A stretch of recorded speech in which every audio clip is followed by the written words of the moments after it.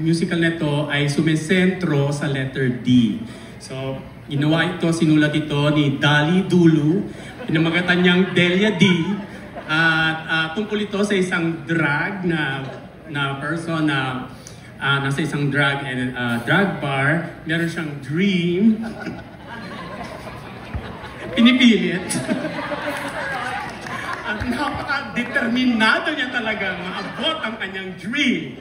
I guess yun yung pinakamalaking, pinaka-major through line nitong musical na ito. Pero along the way, maraming diva, maraming drama. Talagang ayaw pigilan yung letter D. Pero I guess it's also a lot of fun dahil magkaibang world, no? Two different worlds, no? A drag bar and the world of showbiz.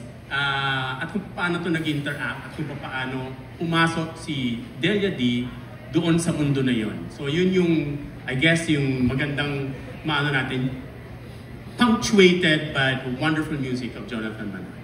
So we're very happy that Jonathan Manalo was celebrating his 24th year anniversary in the industry. We're doing a musical out of it. And katulad ka na sinabi ni Mencho Lauchanco Yulo, it's hybrid. So I think it's an exciting take also because, of course, katulad ka ng sinabi, it's a journey. So we have Delia, who's actually a drag performer, who decided to join a reality music competition. Ang title nga yung Idols of the Galaxy. And you have the contestants. And from there, from the contestants, marami siyang makikilala, marami siyang may encounter, of course, that will foster, you know, a different sense of friendship, in sense of the family also.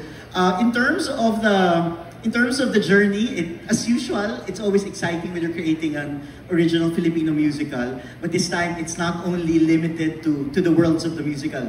We're doing also the repertoire in terms of not only also of creating narratives, in terms of plot points, but we also have numbers that will be showcased na para siyang TV performances. Sometimes they're also parang reality competition. If you're familiar with The Voice or with the American Idol and all that sort of stuff, we will have sort of numbers like that. Also, we will have concert scenes, or sometimes we will have also some TV guestings. Aside from the whole idea of the fantasy world, of course, we will have, syempre si Delia hindi pwedeng walang drag family, and we have Sweet here, who's also, ang title ng character niya is Mama Eme, who's actually the owner of the bar. Ang pangalan ay Drag and Tell Bar. Of course, ang family ni Delia ay yung mga The Divalets. Nakita nyo na sila ganyan. Halatang-halata naman silang The Divalets. Nang walang So again, it's a powerful, it's an endearing journey. Of course, in Newport World Resorts, gusto namin na it's a show that you can bring the whole family, right? Of course, in terms of representation also, it's highly inclusive. And masarap makapanood ng isang palabas na makikita mo yung pagka-Pilipino nating lahat.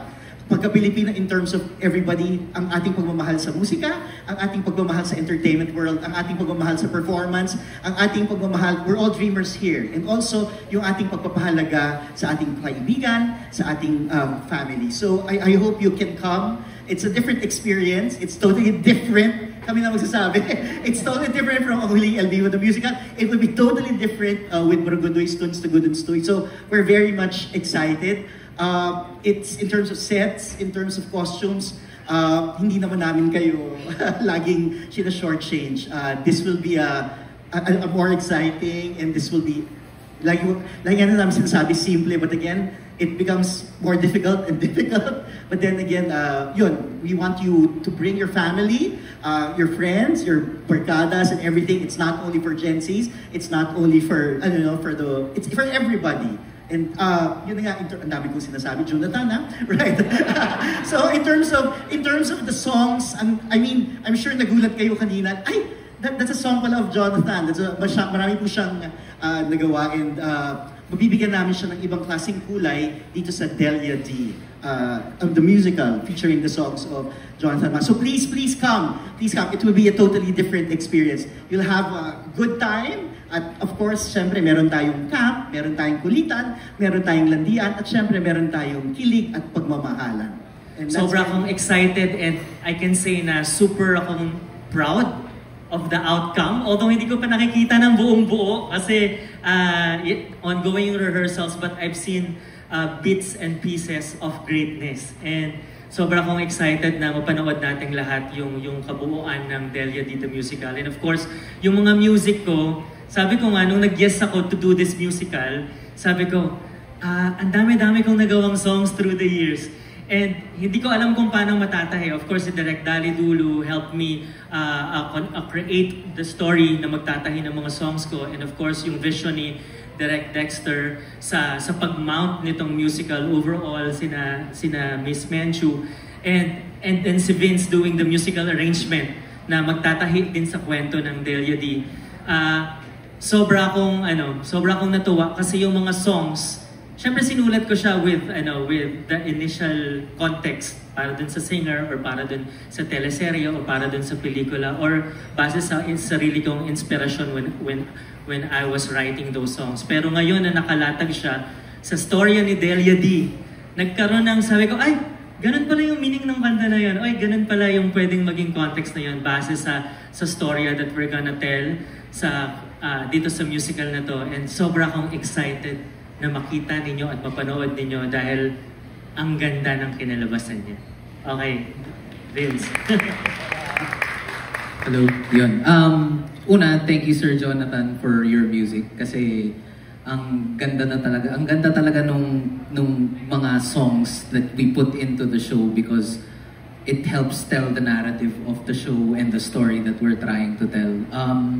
I think I relate to what si Direk Dexter said na parang nagugulat na parang ay si Sir Jonathan pala yung nagsulat ng song na yun kasi I went through that phase as I was reading page 1 of the script going down and then parang ito pala. So nagulat talaga ako and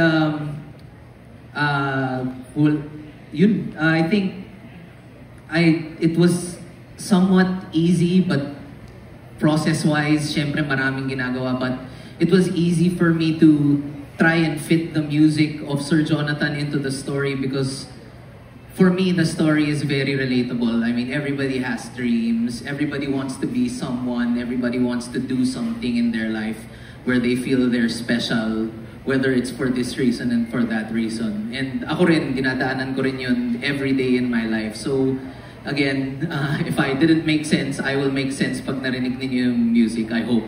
Thank you, Sir Jonathan, and yun lang.